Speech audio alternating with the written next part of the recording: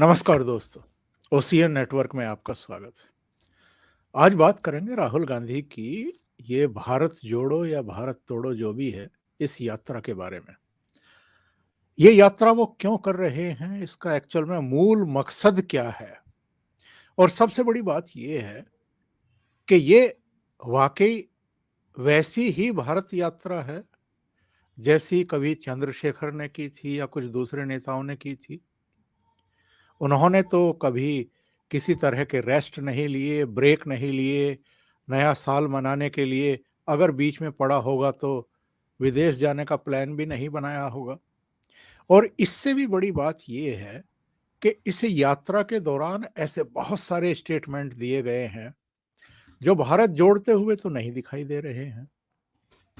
और फाइनली ये विपक्ष के कई बड़े नेता ममता बनर्जी, शरद पवार, नीतीश कुमार, अरविंद केजरीवाल, के चंद्रशेखर राव, ये एक भी शब्द क्यों नहीं बोल रहे हैं इस यात्रा के बारे में, या सांकेतिक रूप से ही सही किसी भी तरीके से कहीं इनके साथ खड़े हुए क्यों नहीं दिखाई दे रहे हैं।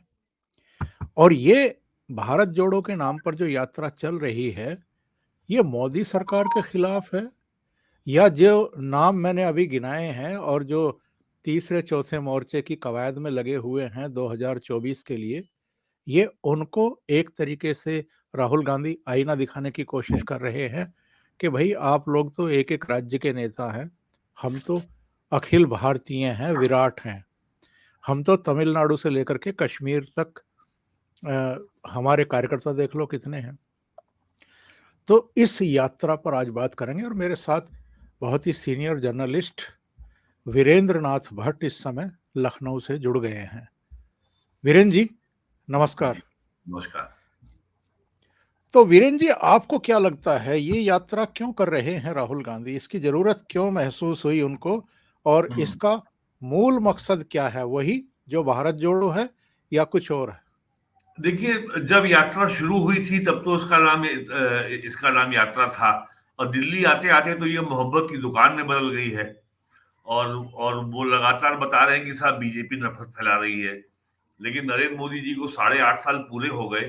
वो कहाँ नफ़रत फैला रहे हैं, क्या नफ़रत फैला रहे हैं, और और अगर नफ़रत फैला रहे हैं तो उसके कॉन्सिक्वेंसेस क्या हैं, उसके परिणाम क्या हैं, समाज में दुष्परिणाम कहाँ क्या सामने आ रहे हैं। उन्होंने कुछ इसका खुलासा नहीं किया, बड़ा वेग किस्म का आरोप है। और दूसरी बात ये है कि वो अब जो जो सबसे बड़ी जो जो स्थिति इसमें दुविधाजनक है कि इस यात्रा में सारे वो लोग शामिल हैं जो गैर कांग्रेसवाद के आंदोलन की उपज हैं। उसमें वामपंथी बहुत बड़ी संख्या में हैं, उसमें बहुत बड़ी संख्या में एनजीओ शामिल हो रहे हैं। ये और जैसे एक नाम तो आप जानते ही हैं, योगेंद्र यादव। तो ये वामपंथियों को जोड़ करके, और जो लोग गैर कांग्रेसवादी आंदोलन से जो लोग उपजे हैं, जो लोग निकले हैं, उनसे जोड़ करके राहुल गांधी कौन-सी नई कांग्रेस बताएँगे, क्या करने वाले हैं, इसके बारे में अभी कुछ भी स्पष्ट नहीं है। जहाँ तक यात्रा की बात है तो अब जैसे अभी आपने चंद्रशेखर जी का ज़िक्र किया, तो चंद्रशेखर जी की यात्रा में इतने कंटेनर भी नहीं चल रहे थे, 70 कंटेनर, सब में एसी लगा है, और सब में करोड़ रुपए का खर्चा हो रहा है। ऐसा कुछ नहीं था, और वो बाकायदा वो बहुत परिश्रम से यात्रा की गई थी। मुझे अच्छी तरह याद है, इंदिरा गांधी के प्राइम मिनिस्टर बनने के बाद 1980 में ये यात्रा हुई थी। तो ये यात्रा जब जब इसकी घोषणा हुई थी सितंबर में, जब शुरू हुई थी, तब तो एक सहज लोगों में को ये अनुमान था कि भई अब आज की भारत की राजनीति में का जो सबसे प्रमुख जो बिंदु है जिस पे इसकी पहचान होती है, वो है कॉम्पिटिशन। आजकल की राजनीति बेहद कॉम्पिटिटिव हो गई है, और हर राजनीतिक दल को जनता के बीच में प्रासंगिक बने रहने के लिए लगातार राजनीतिक गोलबंदी का कार्यक्रम चलाना पड़ता है, पॉलिटिकल मोबिलाइजेशन। आपको सामाजिक स्तर पर, राजनीतिक स्तर पर, सांस्कृतिक स्तर पर, हर स्तर पर आपको कहीं न कहीं अपनी सक्रियता बनाए रखनी होती है। तो पहले तो ये समझ में आ रहा था कि भई साढ़े 8 साल बाद कांग्रेस जो है 14 में लोकसभा चुनाव हारी, 19 में हारी, और दोनों बार जो है इतनी सीटें भी नहीं आई कि वो लोकसभा में विपक्षी दल होने का दावा कर पाती। तो ये पहले तो यही समझ में आया। अब ये लग रहा है कि राहुल गांधी ने ये जो उनका एक अपना विजन है कि वो एक नई कांग्रेस चाहते हैं, और ये जो है कहीं पर भी कांग्रेस का कार्यक्रम नहीं है। जैसे कि यहाँ लखनऊ में मीडिया के बहुत लोगों ने पूछा कि भाई ये सोशल मीडिया में या पार्टी की ओर से ये देश भर के जो कार्यक्रम होते हैं इस यात्रा के, कोई वीडियोस, कोई फोटोज कुछ कुछ शेयर क्यों नहीं करते? तो साफ कहा गया साहब, ये पार्टी का कार्यक्रम नहीं है, ये राहुल गांधी जी का अपना कार्यक्रम है। वो नई कांग्रेस बनाने के अभियान में निकले हैं, वो उसी काम में लगे हुए हैं। तो अभी तक ये यात्रा कहीं पहुंची नहीं है। ये यात्रा, इसको इसको ये कहा जा रहा है मीडिया में, इससे यात्रा विदाउट अराइवल। कल एक कॉलमिस्ट में अंग्रेजी अखबार में कहा है। और दूसरी बात जो ये कही जा रही है कि आज से 4 या 5 साल पहले राहुल गांधी ने राजस्थान में कांग्रेस के कन्वेंशन में कहा था कि राजनीति एक जहर है। तो राहुल गांधी को अभी स्पष्ट करना होगा कि वो अगर यात्रा पे निकले हैं, यात्रा पे निकल रहे हैं, और घोषित अघोषित तौर पर ये यात्रा भारतीय जनता पार्टी के खिलाफ ही मोबिलाइजेशन के लिए है, क्योंकि वो लगातार कभी वो आलोचना कर रहे हैं वीर सावरकर की, और वो आलोचना भी बहुत ही अभद्र भाषा में हो रही है। वो लगातार नरेंद्र मोदी को टारगेट कर रहे हैं, वो लगातार आरएसएस को टारगेट कर रहे हैं, और वो लगातार बीजेपी पे हेट फैलाने का आरोप लगा रहे हैं, और ये भी कह रहे हैं कि जब बीजेपी के लोग हेट फैलाते हैं तो कांग्रेस के कार्यकर्ता मोहब्बत फैलाने के लिए निकल पड़ते हैं। तो ये इस तरह की बात है कि बड़े वेग और बड़े स्पष्ट किस्म के जो उनके नारे हैं, जो कोई ग्रास रूट लेवल तक आम जनता के बीच तक कोई जो है कोई एक बड़ा स्पष्ट संदेश अब तक देने में कामयाब नहीं रहे हैं।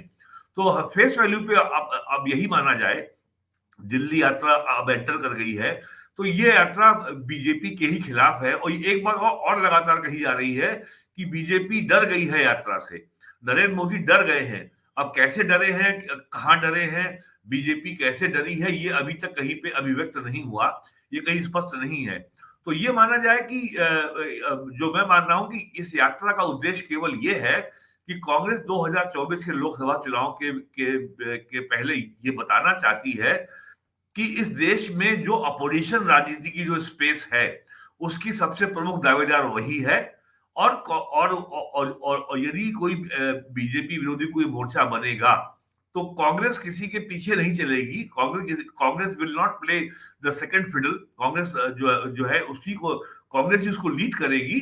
ये भी एक असर्शन है, ये भी एक इसका अघोषित एक संदेश है सारे विपक्षी दलों को, वो चाहे ममता बनर्जी हो या अरविंद केजरीवाल हो, या बिहार में आरजेडी हो, नीतीश कुमार हो, शरद पवार हो, सबको ये संदेश है कि कांग्रेस ही एक क्रेडिबल, बीजेपी विरोधी अगर कोई नेशनल अल्टरनेटिव बनाना है तो उसका क्रेडिबल अल्टरनेटिव कांग्रेस ही लीड कर सकती है।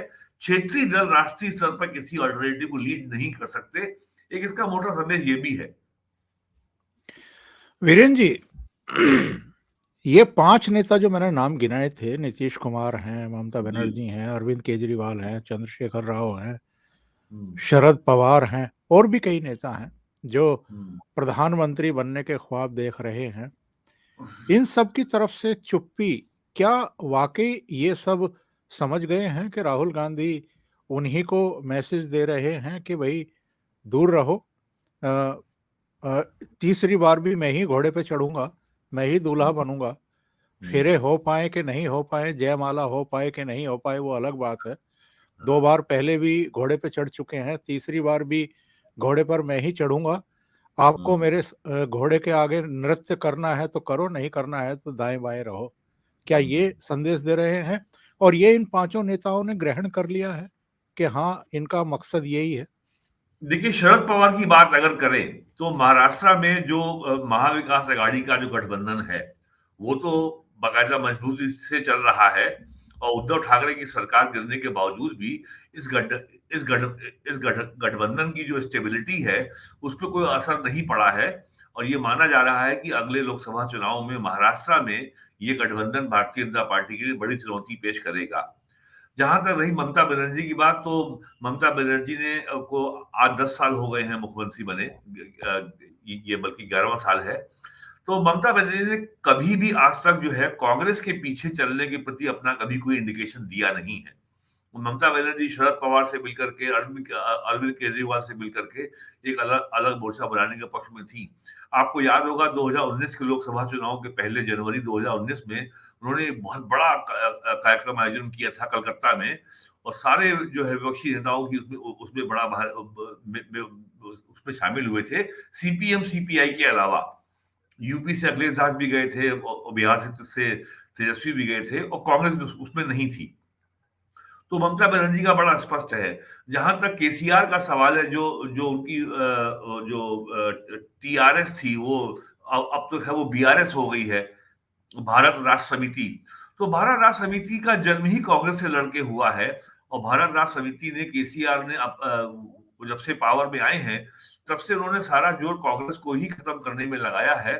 और इसका लाभ ये हुआ है कि अब तेलंगाना की राजनीति में भारतीय जनता पार्टी के लिए स्पेस पैदा हो गई है, और भारतीय जनता पार्टी 2024 में अपने लिए बहुत बड़ी संभावनाएं वहां तलाश रही है। उसको लगता है कि वो केसीआर को जो है, अभी इस साल वहां असेंबली चुनाव भी होने वाले हैं तेलंगाना में। तो भारतीय जनता पार्टी को लगता है कि वो केसीआर को कड़ी चुनौती दे सकती है, और बल्कि उनको सत्ता में आने से रोक भी सकती है। तो ये मामला हो गया तेलंगाना का। जहां तक बिहार की बात है, तो आरजेडी तो अलायंस में है ही, तो ये अलायंस चलेगा। लेकिन अभी भी हमें थोड़ा वेट करना चाहिए कि 2024 के पहले की तस्वीर क्या होगी। एक तो अभी चुनाव बहुत जगह होने हैं, तेलंगाना है, कर्नाटक है, राजस्थान है, मध्य प्रदेश है, छत्तीसगढ़ है, त्रिपुरा है। ये 6 प्रमुख राज्य हैं जहां चुनाव होने हैं। तो इन चुनावों के बाद तस्वीर और साफ होगी, और इन राज्यों में राजस्थान और छत्तीसगढ़, ये 2 ऐसे राज्य हैं जहां कांग्रेस सत्ता में है और उसको सत्ता अपनी बचानी है। मध्य प्रदेश में वो बीजेपी के सामने सबसे प्रबल चैलेंजर है, सबसे प्रबल दावेदार है सत्ता की। तो अगर इन चुनाव और कर्नाटका में भी जो है स्थिति बहुत ही फ्लूइड है, बीजेपी में भी असंतोष है, कांग्रेस के कैंप में भी सिद्धारमैया में, डी शिव कुमार में बहुत अनबन है। तो इन सब राज्यों में क्या चुनाव की बात तस्वीर उभरती है विधानसभा चुनाव के बाद। यदि कांग्रेस कुछ राज्यों में आने में सफल रहती है, और जैसा कि ये माना जाता है भारतीय राजनीति में, जो आजकल की हालात है, कि कर्नाटका में यदि कांग्रेस सरकार बनाने में सफल नहीं रही, तो उसके लिए 2024 कठिन हो जाएगी। तो इसलिए अभी इन चुनाव के लिए अभी हमको प्रतीक्षा करनी होगी कि 2024 के पहले क्या तस्वीर उभरने वाली है। मैं ये जानना चाहता हूं आपसे, शुरू में जब ये महाराष्ट्र पहुंचने वाले थे, ये खबरें आ रही थी कि शरद पवार और उद्धव ठाकरे दोनों इनकी अगवानी करने के लिए जाएंगे। शरद पवार ने तो सुप्रिया सुले को भेज दिया, जितेंद्र आव्हाड को भेज दिया, एक आध और नेता चले गए। उद्धव ठाकरे ने अपने बेटे आदित्य ठाकरे को भेज दिया, दोनों नहीं गए। और इसका मतलब ये निकाला गया कि जब आप बहुत बड़े स्तर पर सोचते हैं, तो ना शरद पवार राहुल गांधी को अपना नेता मानने को तैयार हैं, ना उद्धव ठाकरे उनको नेता मानने को तैयार हैं। यानी उनको लेजिटिमेट करने को तैयार ही नहीं है। और यही बात अरविंद केजरीवाल, केसीआर या नीतीश बाबू या ममता बनर्जी के ऊपर भी लागू होती है कि वो बिल्कुल इनको नेता मानने को ही तैयार नहीं है। तो फिर भी ये क्यों जिद पर अड़े हुए हैं? कन्हैया कुमार जैसों को लेकर के चल रहे हैं साथ में, योगेंद्र यादव को लेकर के चल रहे हैं साथ में। ये अपने आप को नेता साबित करने पर क्यों लगे हुए हैं, जब विपक्ष के ही प्रमुख चेहरे इनको नेता मानने को तैयार नहीं है?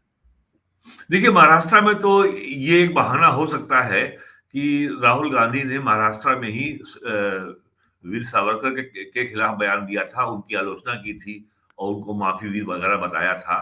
तो राहुल गांधी के इस बयान ने शरद पवार और शिवसेना दोनों को काफी असहज कर दिया था, क्योंकि महाराष्ट्र में वीर सावरकर एक बहुत ही पवित्र, बहुत ही आदरणीय व्यक्तित्व है, और महाराष्ट्र की राजनीति में कभी हमने आज तक किसी को नहीं सुना कुछ भी कहते हुए वीर सावरकर के बारे में। और शिवसेना ने तो खोल करके बयान दे करके राहुल गांधी के इस बयान से अपनी असहमति जताई थी और उनकी आलोचना भी की थी। आपने संजय राउत का बयान सुना होगा।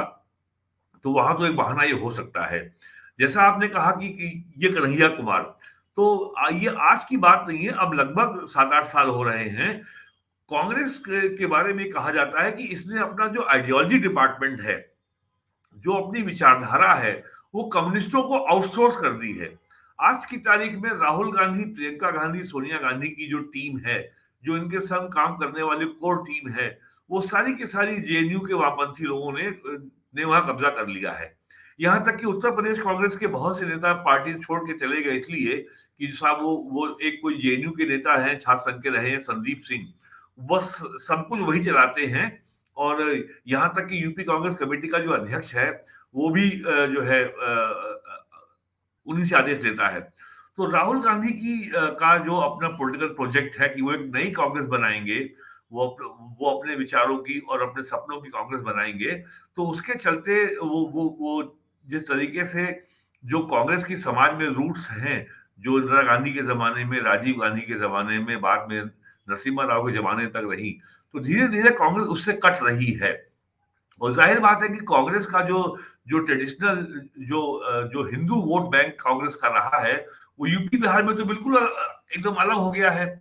और आपको याद होगा 2014 के लोकसभा चुनाव के बाद कांग्रेस ने एके एंटोनी कमेटी बनाई थी, एक कि हम क्यों हारे इसको पता करने के लिए। तो एके एंटोनी कमेटी का ये बड़ा स्पष्ट मत था कि हमारी छवि बन गई थी कि हम जो है बहुत ज्यादा झुक रहे हैं मुसलमानों की ओर, और हम बड़ा मुसलमानों का अपीजमेंट कर रहे हैं, इसका हमें नुकसान हुआ और जनता ने इसको पसंद नहीं किया।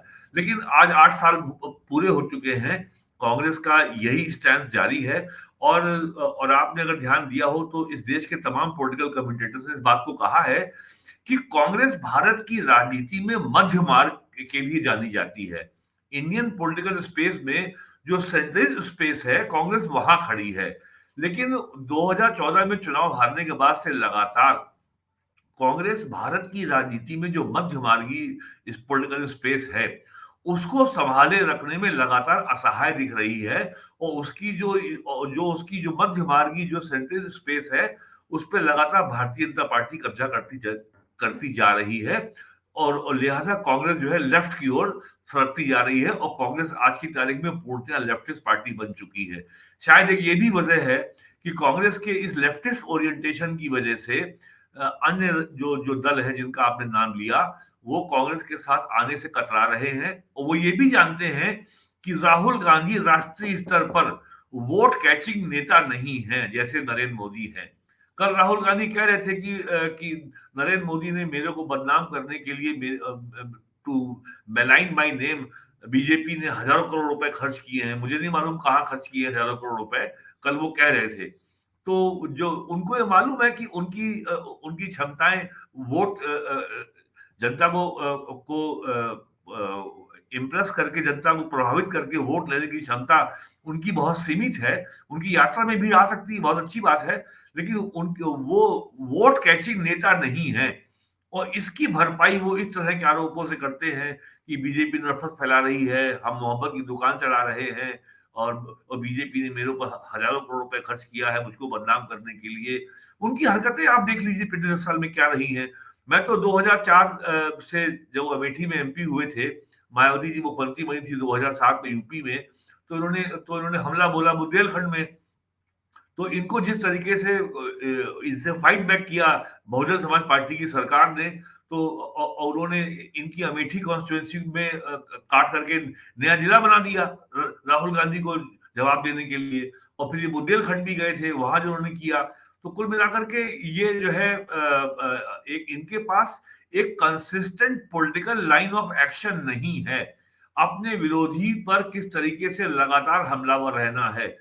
भारतीय जनता पार्टी में 100 कमियां हो सकती हैं, लेकिन भारतीय जनता पार्टी का अपने विरोधियों के प्रति जो लाइन ऑफ अटैक है, जो लाइन ऑफ डिफेंस है, उस पे कभी किसी का कोई कंफ्यूजन नहीं रहा।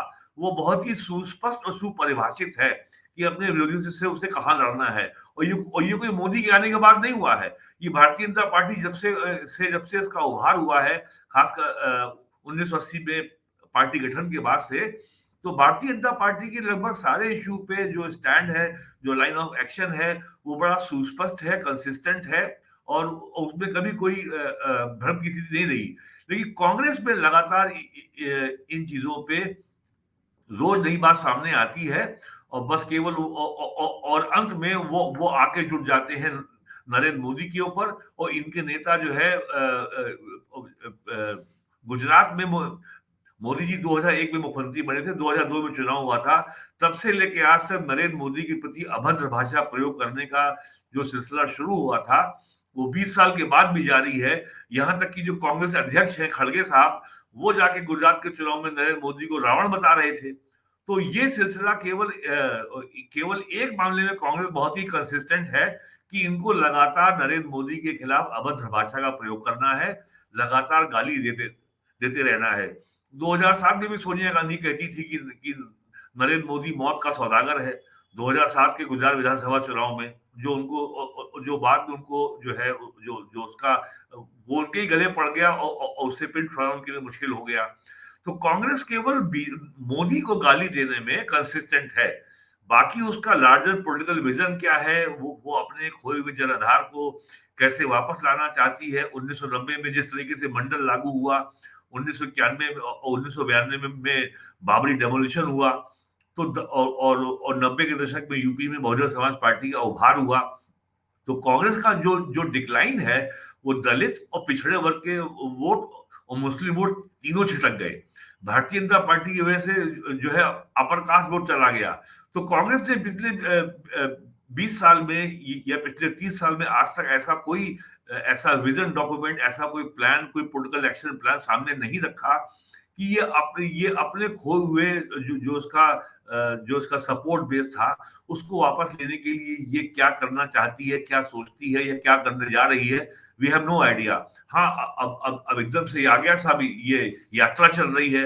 अब यात्रा में भी जो है वो यात्रा है कि या वो मोहब्बत की दुकान है। वो कोई स्पष्ट पॉलिटिकल संदेश 2024 को लेकर के देने में अब तक यात्रा असफल रही है। वीरेंद्र जी, आपने अभी एक कमेंट किया कि साहब जब वीर सावरकर पर अभद्र टिप्पणी की इन्होंने, तो शिवसेना की तरफ से असहमति व्यक्त कर दी गई। जी।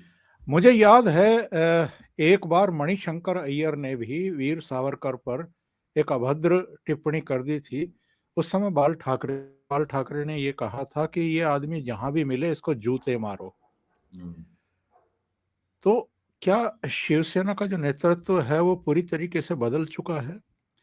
कोई आपको माँ की गाली दे और आप कहें कि नहीं नहीं मैं आपसे असहमत हूं, या कोई आपको थप्पड़ मार करके चला जाए जो आपके कहना चाहिए कि प्रतीक पुरुष हैं, उनके बारे में कुछ भी कहा जाए तो आप केवल इतना कह कर के चुप बैठ जाएं कि मैं असहमत हूं आपकी बात से।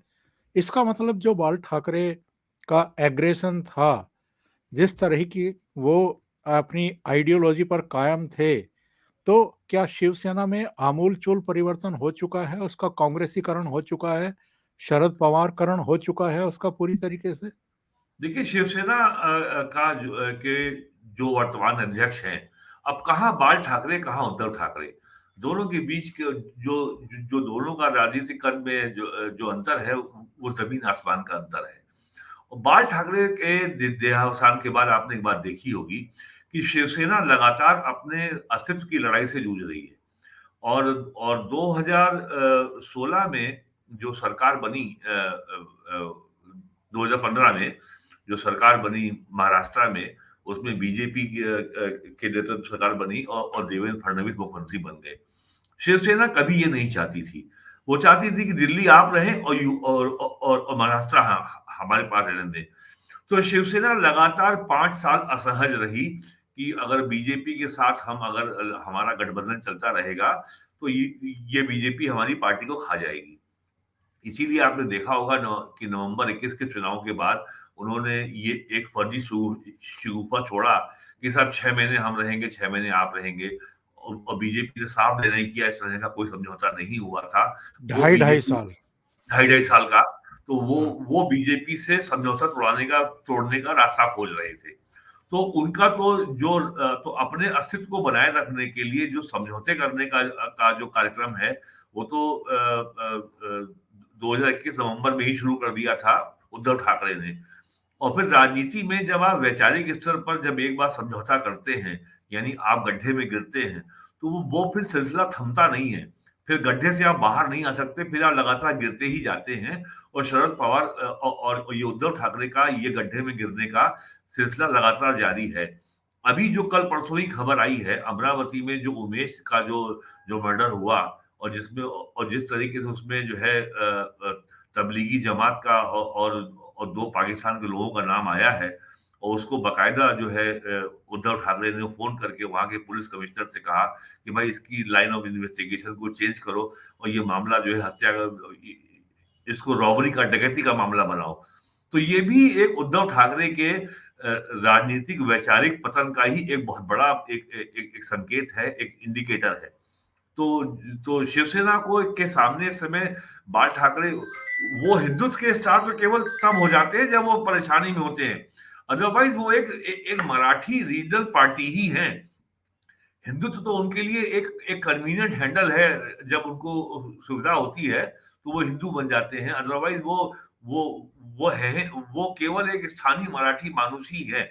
तो उद्धव ठाकरे की जो राजनीतिक मजबूरियां हैं, वो है कि किसी तरीके से इस गठबंधन को बनाए रखना है, गठबंधन में रहना है, कांग्रेस से जुगाड़ से इतना बिगाड़ नहीं करना है कि गठबंधन टूट जाए। और उनको ये अच्छी तरह मालूम है कि अगर 2024 में वो भारतीय जनता पार्टी को अगर रोक नहीं पाए, तो फिर उनका राजनीतिक भविष्य और धुंधला हो जाएगा। तो शिवसेना की तो बात ही मत कीजिए। ये और जितनी क्षेत्रीय पार्टियां हैं, ये वैचारिक स्तर पर बातें बहुत बड़ी करती है, चाहे वो यूपी में समाजवादी पार्टी हो, या बिहार में जेडीयू हो, या आरजेडी हो। ये सब लोग बातें बड़ी बड़ी करते हैं, लेकिन क्षेत्रीय पार्टियां केवल और केवल एक बात की चिंता करती हैं, अपना वोट बैंक कैसे बचाओ, अपना अस्तित्व कैसे बचाओ। तो बाल तो उद्धव ठाकरे जो जो कर रहे हैं, और उसकी तुलना बाल ठाकरे से करना, तो ये बहुत ही मुझे एब्सर्ड लगता है, क्योंकि बाल ठाकरे का दूसरा था। बाल ठाकरे ने के जीवित रहते हुए कभी भी भारतीय जनता पार्टी ने ये साहस नहीं किया कि वो शिवसेना के सोशल सपोर्ट बेस पे कब्जा करने का प्रयास करे, लेकिन अब उसने कर लिया। तो अब जो है उद्धव ठाकरे के सामने इमीडिएट जो चैलेंज है, वो सावरकर के सम्मान की रक्षा नहीं है, अपना अस्तित्व बचाना है, बंबई नगर महापालिका के चुनाव को जीतना है, जहां उसके लिए बहुत बड़ी चुनौती बन के उभर रही है भारतीय जनता पार्टी। वीरेन जी, अभी आपने कहा कि राहुल गांधी नई कांग्रेस बना रहे हैं, जी, लेकिन हम जानते हैं कि वरवरा राव हो, नवलखा हो, उनकी रिहाई हो, उनकी सीसीटीवी कैमरे से निगरानी ना हो, उनकी हाउस अरेस्ट ही रखी जाए, इसके लिए कांग्रेस से जुड़े हुए वकील जान लगा देते हैं हाई कोर्ट और सुप्रीम कोर्ट में। दूसरे टुकड़े टुकड़े गैंग के लोग, चाहे कन्हैया कुमार हों, चाहे उनको समर्थन देने वाले जेएनयू पहुंच करके योगेंद्र यादव हों, वो इनके साथ दिखाई देते हैं। ये लंदन जाते हैं तो सीताराम येचुरी इनके बगल में खड़े हुए दिखाई देते हैं। यानी ये वामपंथियों की धुन पर नृत्य कर रहे हैं, या हम ये भी कह सकते हैं कि ये वामपंथियों के कब्जे में पूरी तरीके से आ गए हैं। बिल्कुल जा चुके हैं। क्या राहुल गांधी को वामपंथ के हस्र के बारे में कोई जानकारी नहीं है कि पश्चिम बंगाल में क्या हुआ है? भूसा भर दिया गया है पूरी तरीके से। त्रिपुरा में क्या हुआ है? केरल में इनकी नाकामी और नालायकी थी कि पी विजयन दोबारा मुख्यमंत्री बने, वरना लोकसभा चुनाव में अगर कांग्रेस को वहां से 18 सीटें मिल गई थी तो एक बड़ी संभावना थी, प्रबल संभावना थी कि केरल में हर 5 साल में जो सरकार बदलती है तो फिर से कांग्रेस के नेतृत्व वाला मोर्चा आ सकता है।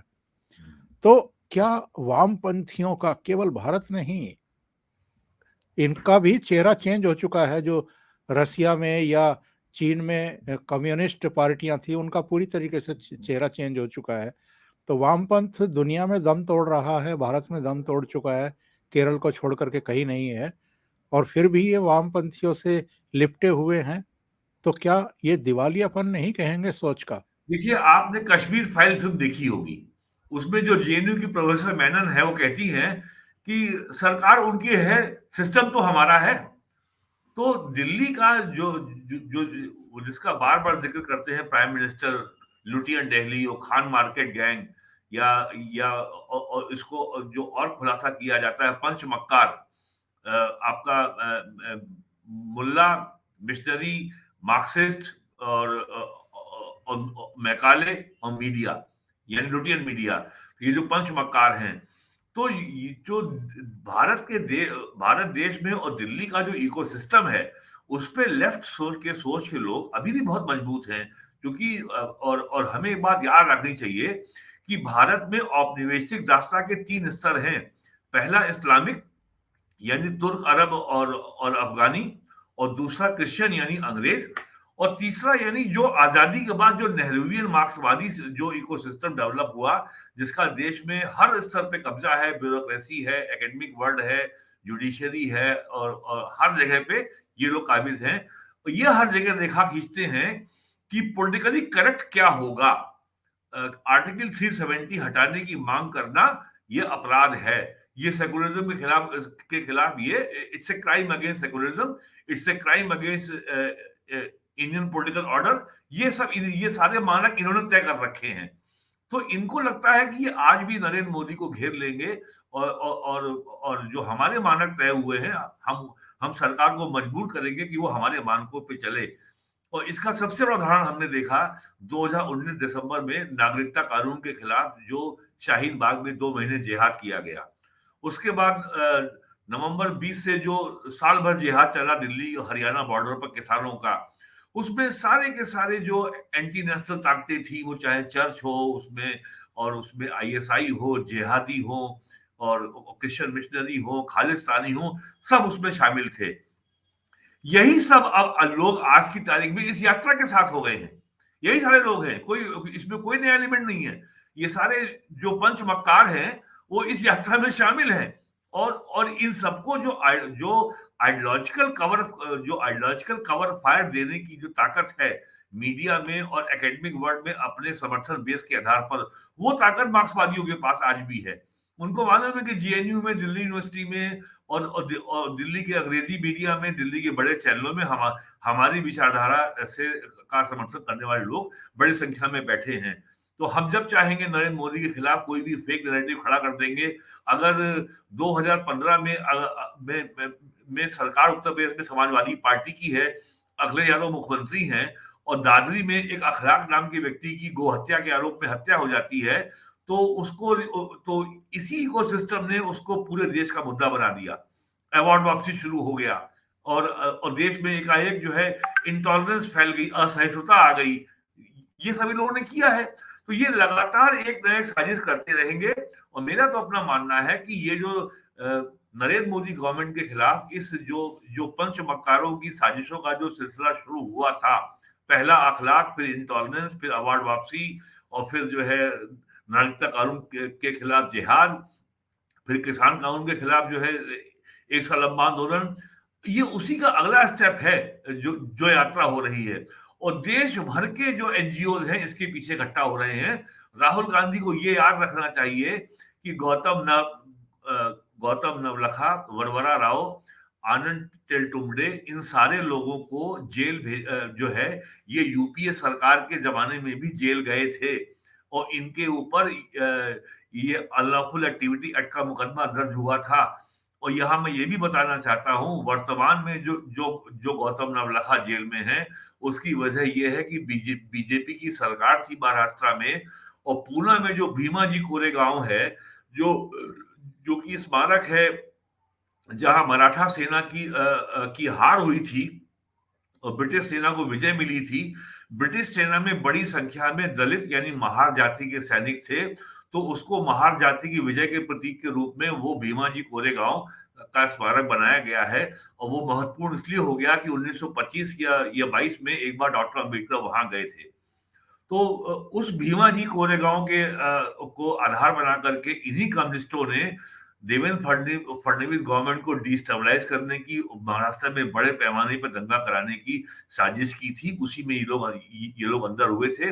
मामला यूएपी के पास गया था और गौतम नवलखा को भी रिहाई नहीं मिली है। वो अभी हाउस अरेस्ट में हैं।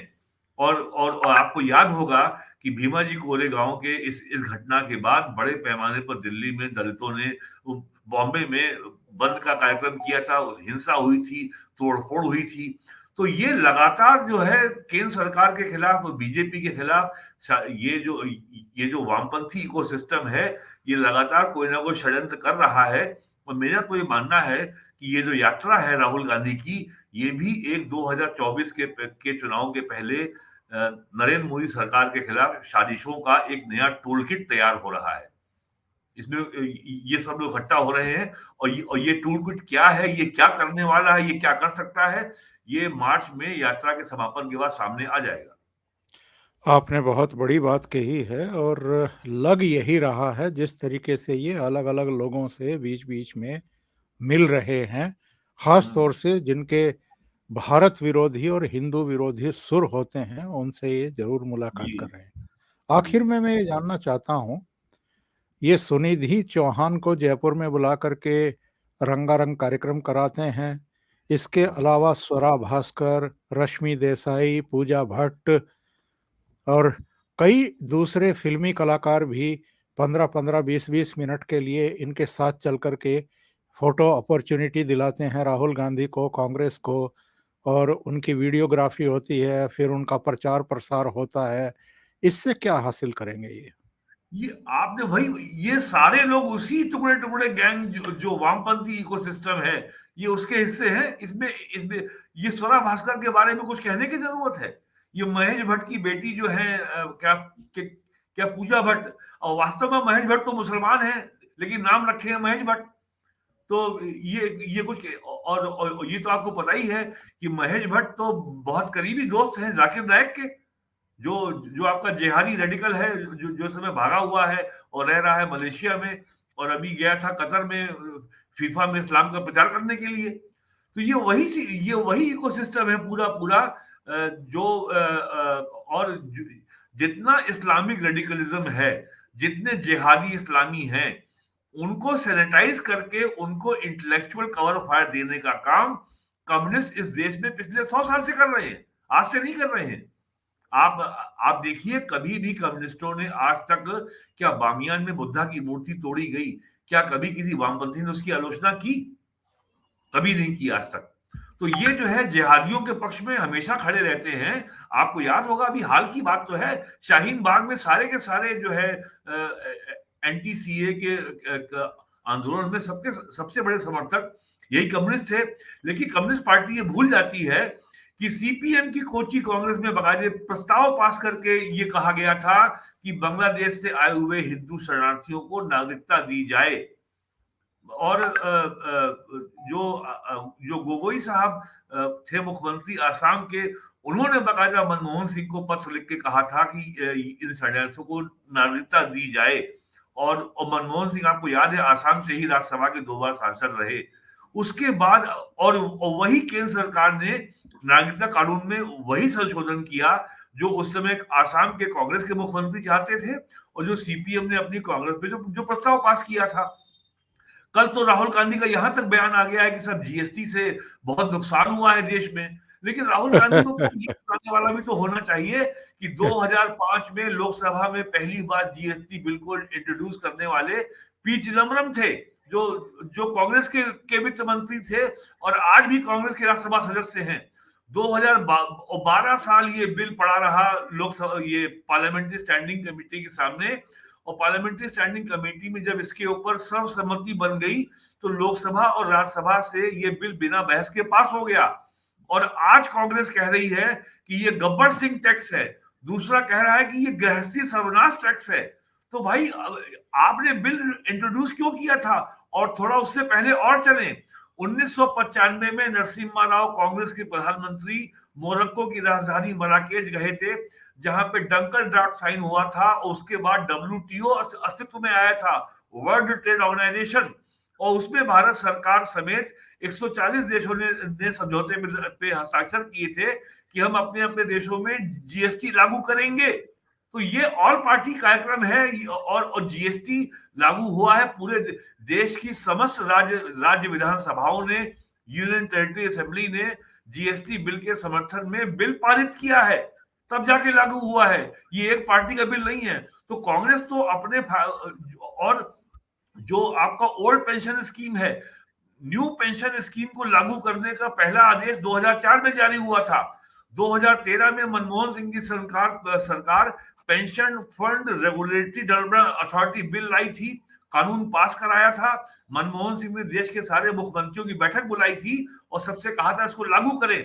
और 2013 में केवल बंगाल अकेला राज्य था जिसने कहा था हम न्यू पेंशन स्कीम को लागू नहीं करेंगे, बाकी समस्त देश में लागू हो गई। आज कांग्रेस की सरकार जो है राजस्थान में, वो कह रही कि हम ओल्ड पेंशन स्कीम लाएंगे। कांग्रेस की सरकार छत्तीसगढ़ में कह रही हम ओल्ड पेंशन स्कीम लागू करेंगे। कांग्रेस की सरकार हिमाचल में कह रही कि हम ओल्ड पेंशन स्कीम लागू करेंगे। तो ये इनकी हताशा की पराकाष्ठा है कि जिन मुद्दों पर भारत में सर्वसम्मति यूनानिमिटी बन चुकी है, आज इनके पास नरेंद्र मोदी से लड़ने का मुद्दा नहीं है, तो ये गड़े मुद्दे उखाड़ रहे हैं।